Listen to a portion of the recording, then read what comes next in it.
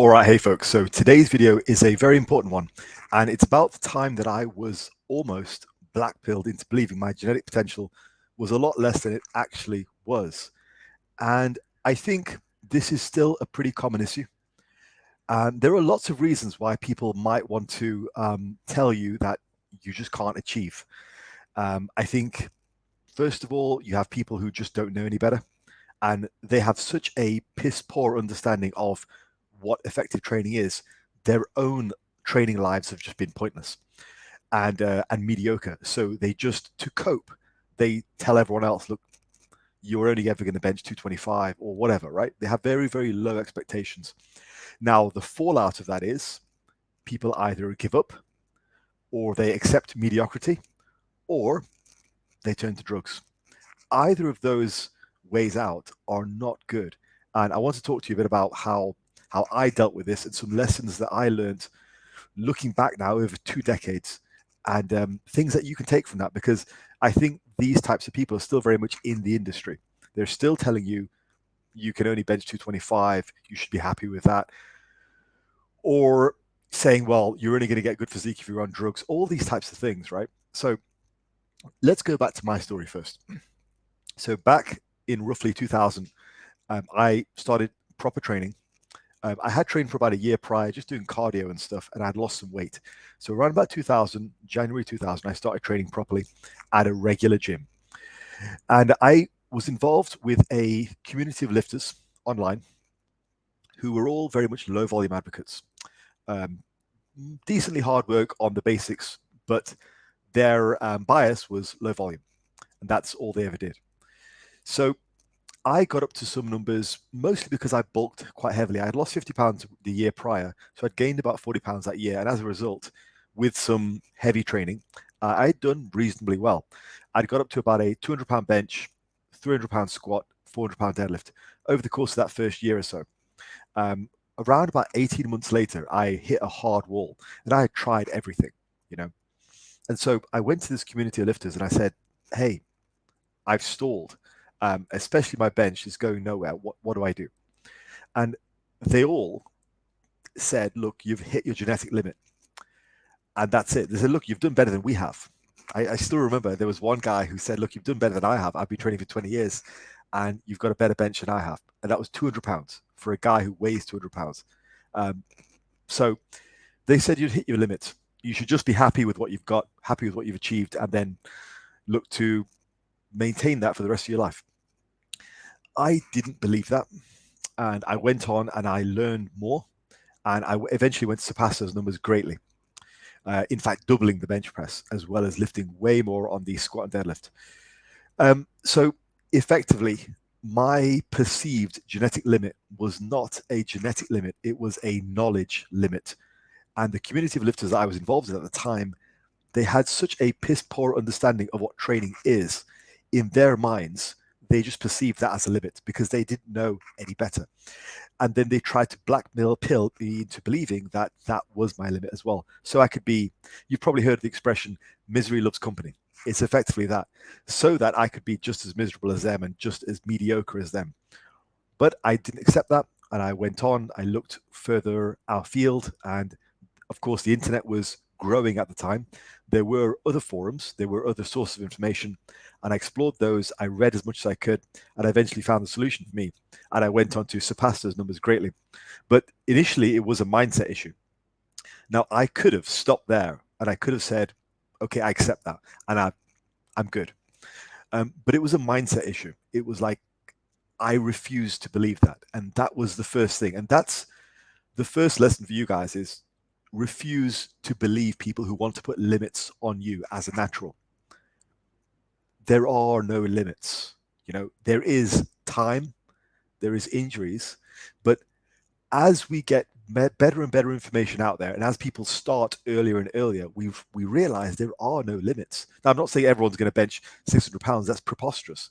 But can you bench 1 more pound? Yes. Is there going to be some arbitrary point where things just stop? No, there is no effective limit. Things slow down drastically. And very often the people who are saying there's a limit they're just coping. They've blackpilled themselves into believing there's a limit. Perhaps They've accepted their own mediocrity. Perhaps they've jumped on drugs, and because that's their cope, so they have to tell everybody there's a limit just to make themselves feel better about their choices. But no, there is no limit. So moving on, I've got a bunch of notes written down, and I want to just talk about some of the lessons that I learned. So first one. Now, I often say, and I often have said, my volume was increased, and that was part of the solution. It was. Okay. So, but I want to just, I've thought about that some more, and I want to just give that some more clarification. My volume was increased. That was one factor. But there was a bigger factor in that. And actually, the biggest factor was I no longer succumbed to dogmatism. That was the biggest thing. And I talk about this on my channel quite a lot. Don't be loyal to or zealous about some type of approach or some influencer, not even me. You know, I mean nothing to you guys. I'm nothing in your lives. I am just a guy on YouTube giving you information. I'm not your master or anything. I'm just a guy who gives my experience. You do not need to be loyal to me. You do not need to be loyal to anybody else. Your loyalty is only to yourself and to your gains.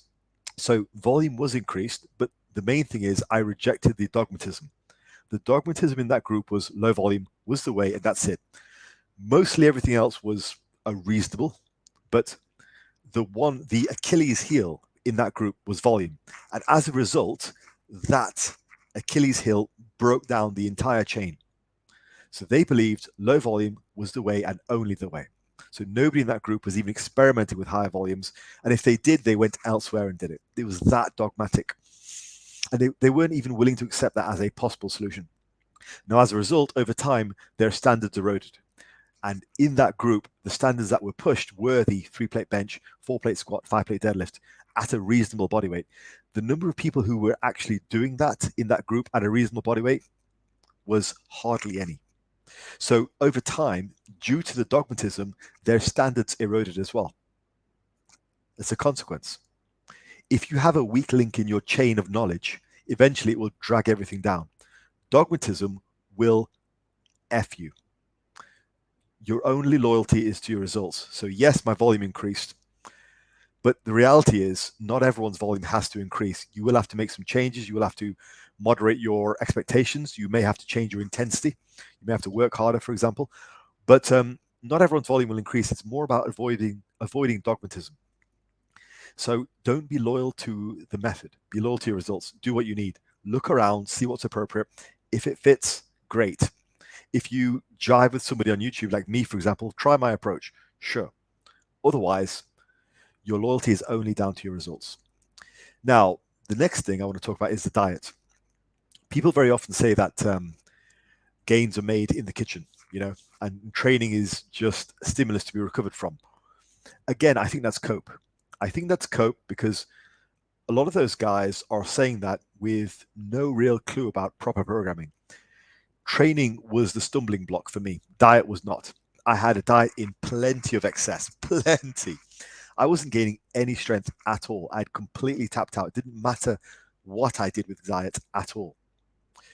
In fact, some of my best gains years and years later were actually done at maintenance. I specifically remember it was a year where it was the final year of university for me. And all I did was train and program in the lab.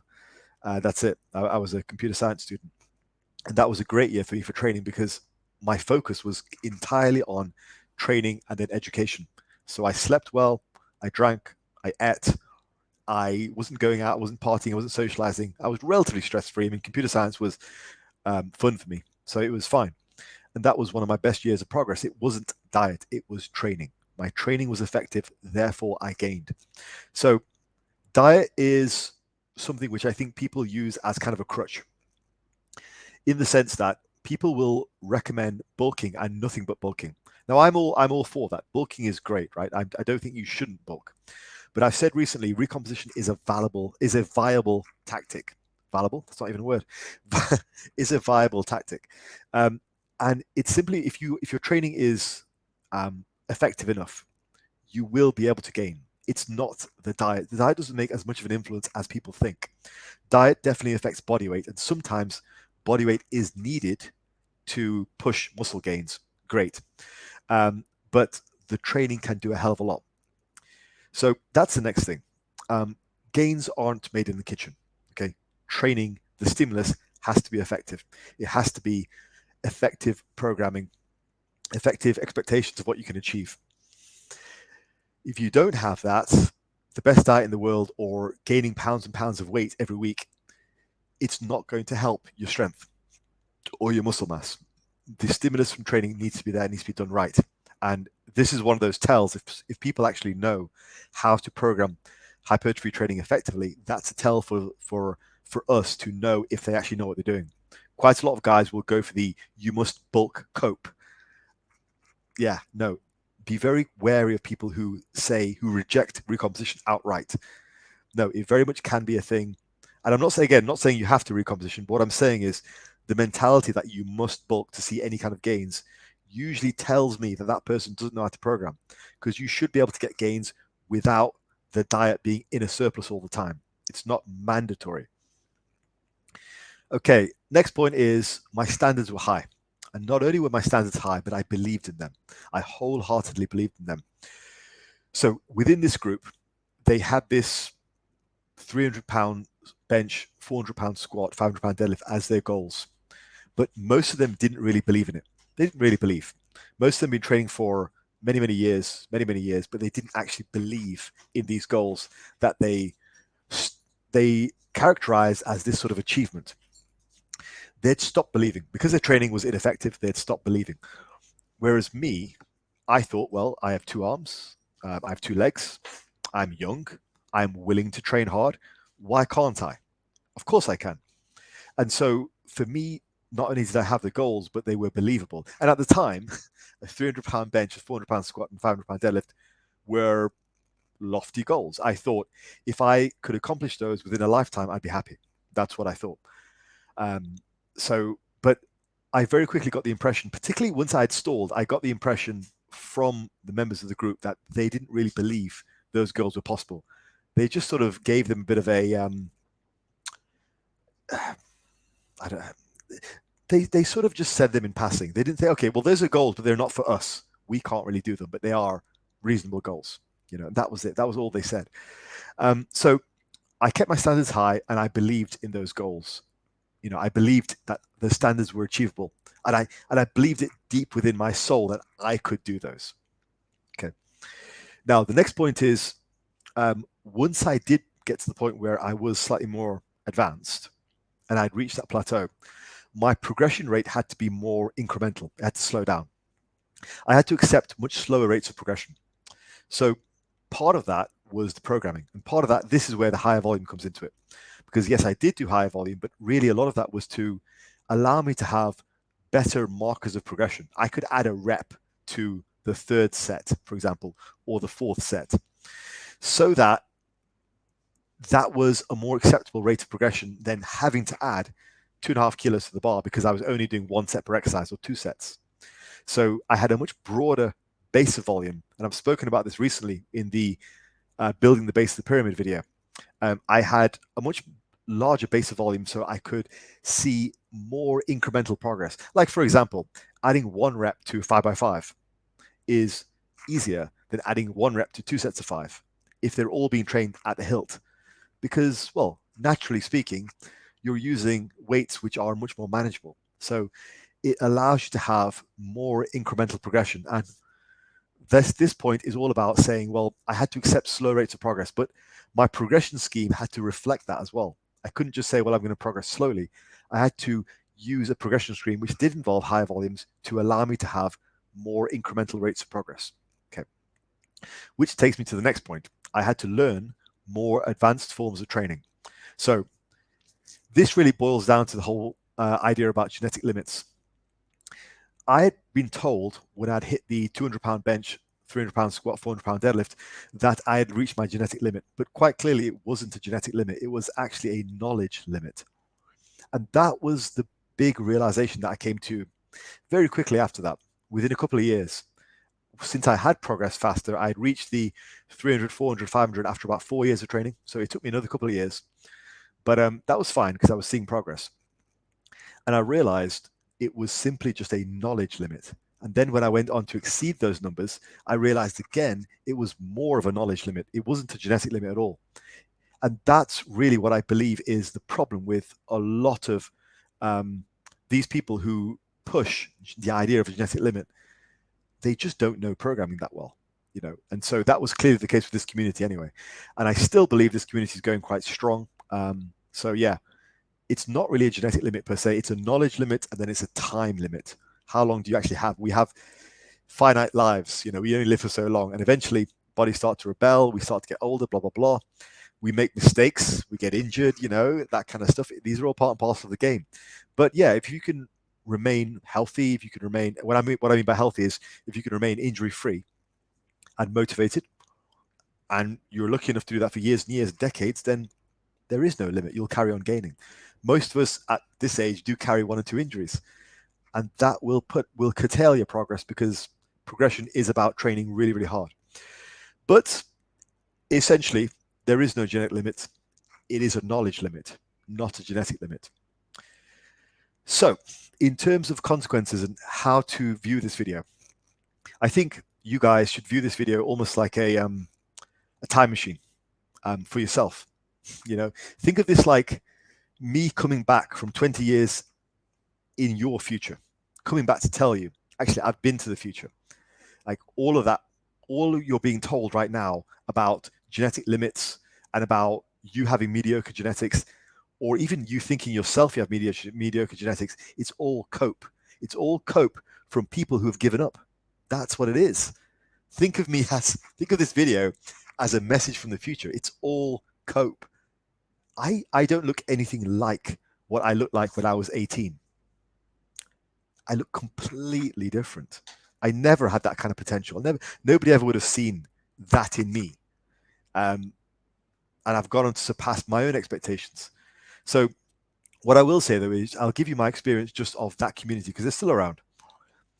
Looking at that community, they still say the same things, and they haven't really progressed on. I would say the most black-pilled members of that community are still there. I briefly took a foray back into that community a few years ago, and I had a look at some of the familiar faces. They're all still there. They're just 20 years older and just as weak, with just as many excuses. Imagine that. Imagine that. Like, really. Imagine having wasted an entire 20, 30 years of time in the gym because you refused to accept your dogmatism, and you carried on being black-pilled, accepting mediocre expectations.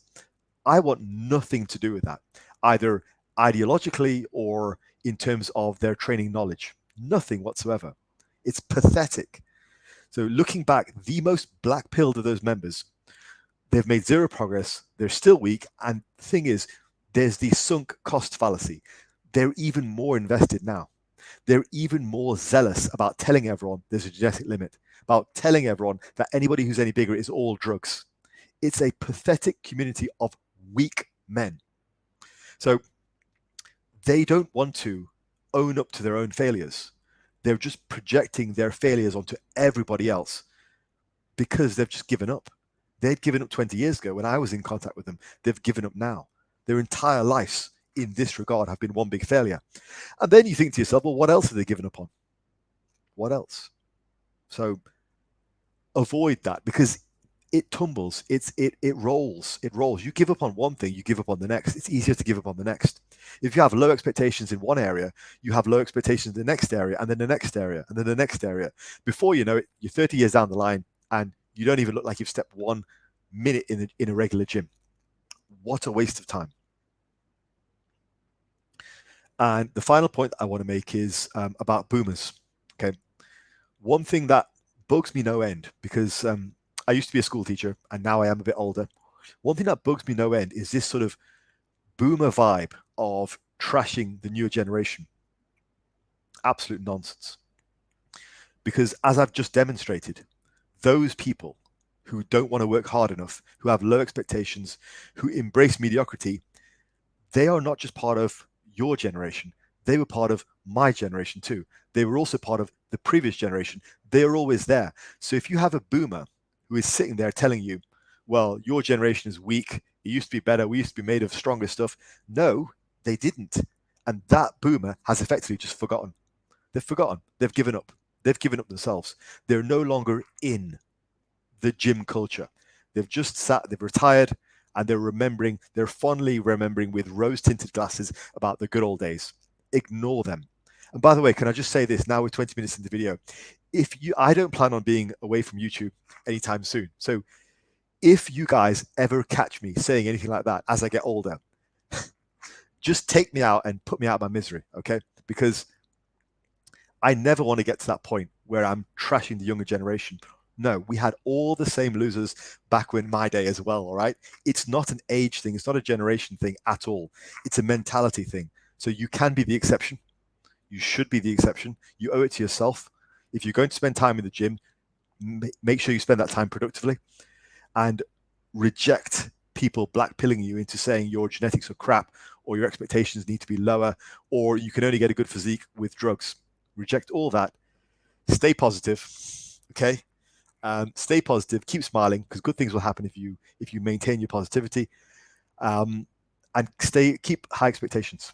And hopefully, this video was seen as something which was uplifting, because that was my goal. I want you to experience what I've experienced. I want you to have high expectations, to approach life and embrace life with positivity, and have a good time. So with that, I wish you the best. See you in the next one. Take care.